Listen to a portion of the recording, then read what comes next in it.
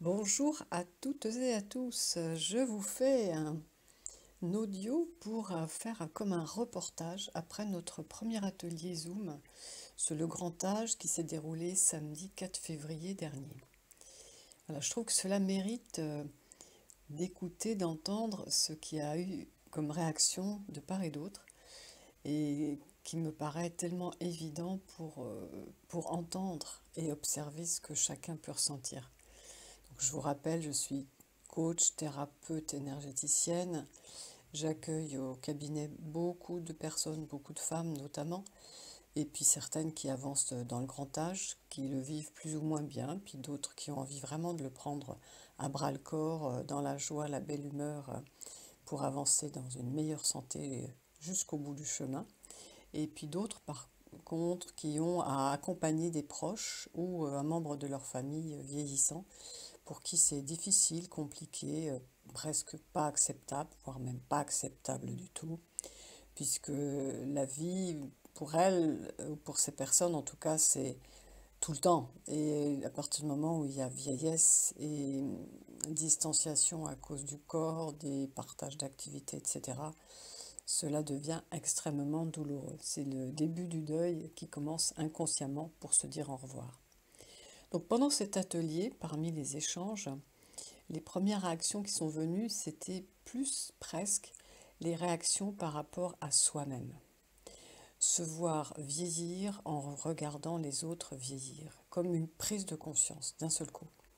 Comme si, jusqu'au moment où la non-confrontation à cette étape de quelqu'un, d'un proche, ou même des gens qui sont bénévoles dans cet atelier, qui vont visiter en EHPAD des personnes, ou qui vont les visiter à domicile quand elles ont peu de famille ou peu de visites, et bien au fur et à mesure, cela devient difficile.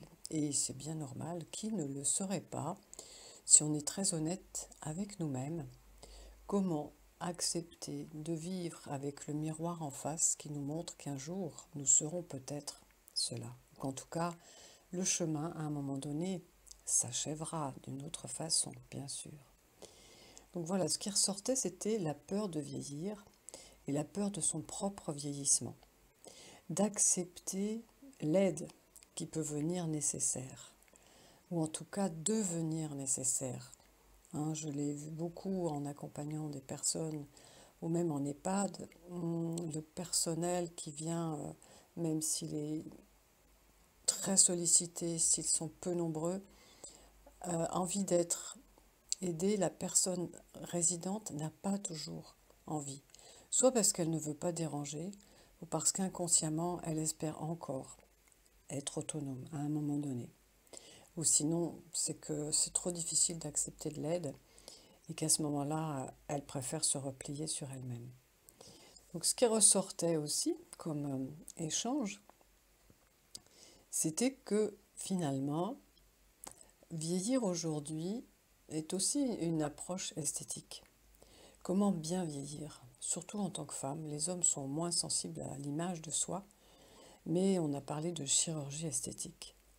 Et comment la chirurgie esthétique peut être une acceptation? Déjà, il y a un budget.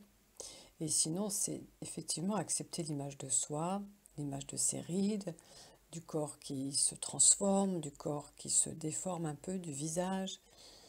Comment accepter de regarder autrement ce que l'on devient? Je souris parce que les animaux, eux, est-ce qu'ils se regardent vieillir? Est-ce que les plantes, les arbres se regardent vieillir? Est-ce que la nature se regarde vieillir? Pas vraiment.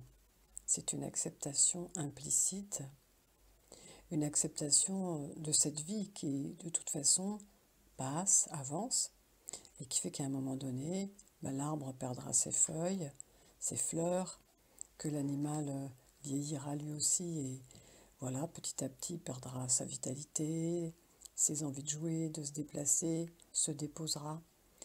D'ailleurs, souvent les animaux, quand ils sont en liberté ou même domestiques, quand ils sont malades ou quand ils sentent des fins de vie, vivent dans des coins, dans des espaces de lieux d'appartements ou de maisons, tranquilles. Ils s'isolent pour se préparer à partir tranquillement lorsque sera venu le moment de rejoindre les étoiles. Eux, ils savent. Nous, on n'a pas forcément envie en tant qu'humain de le savoir. En tout cas, c'est une conscience à développer.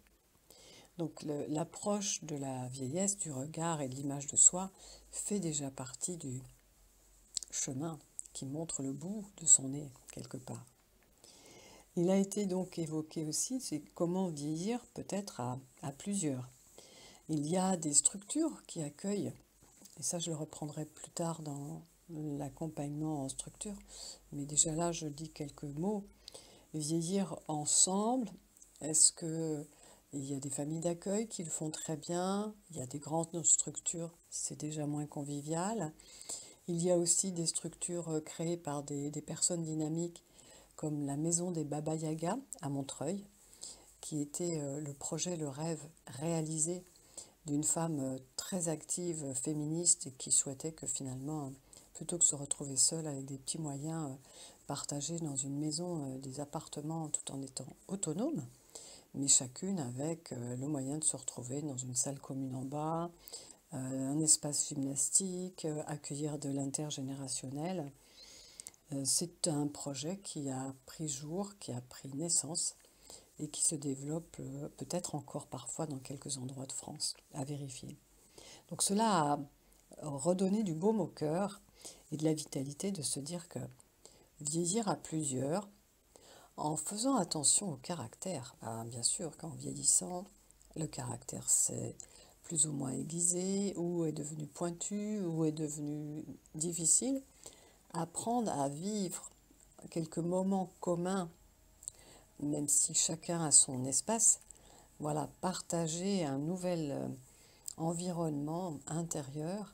Et surtout, j'insistais beaucoup sur la façon de regarder comment accueillir toujours de l'extérieur et partager avec l'extérieur en transgénérationnel et en transculturel. Car suivant les cultures et les traditions, le grand âge est vécu et accompagné très très longtemps de manière très intentionnelle, très affectueuse, très importante. La personne âgée est une bibliothèque vivante. Donc il y avait cette étape-là qui était abordée. Et puis il y avait aussi l'idée d'avancer sans lutte dans cette acceptation et d'avancer en étant plutôt attentif à ce que chacun peut partager avec les autres. Voilà globalement ce que cet atelier a fait partager, a soulevé. Et la notion d'intergénérationnel jusqu'à la fin de vie est pour moi quelque chose d'essentiel, car dans certains endroits, la personne âgée est restée au sein de la famille, il y a de la place, les enfants jouent autour, quand elle s'endort de manière définitive, les enfants continuent de jouer. Enfin, cette mort, ce passage fait partie de la vie qui continue. Et c'est ce que, en ville, les citadins ont perdu de vue. Il faut courir, agir, être, paraître. Et là, effectivement, on est dans d'autres plans d'acceptation. Le dernier point qui était intéressant, c'était que les nouvelles générations de personnes âgées à venir sont déjà sur des chemins, pour certaines, des chemins spirituels, font du yoga, de la méditation, font du développement personnel, et que là, ce serait intéressant d'avoir des structures qui permettent cela pour vieillir autrement, d'ouvrir aussi ses consciences, la poursuite de ce développement personnel, de cette rencontre de soi, de cette conscience collective, de tous ces outils de connexion, aussi bien à la terre qu'au divin. Et il y en a déjà quelques-unes. Cherchons, cherchez et avançons jusqu'au prochain atelier. Je vous dis à bientôt et belle écoute. Au revoir.